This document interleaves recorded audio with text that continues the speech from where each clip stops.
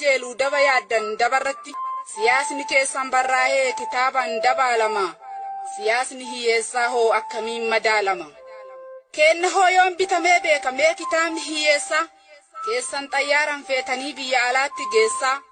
halaasama hin taane nutti katabdanii maa jiraannaaf argaa kenna dadhabdanii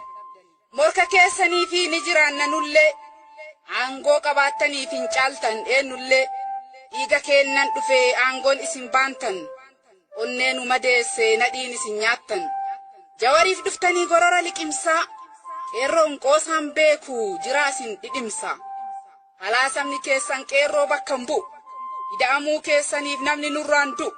nuttiin hin deeminaa yaada tabban baane siyaasni duuchadhaa duraanuu nuun taane barcumarra si kaanii qaban si jalatti har'a ofii of baaftee salphinaan alatti ati eenyuun ajjeeftee eenyuun bulchuu feetu moo ejjennoo kee dhiiftee ollaa jala ceetu gaafa summii waraantu firaa fi saba kee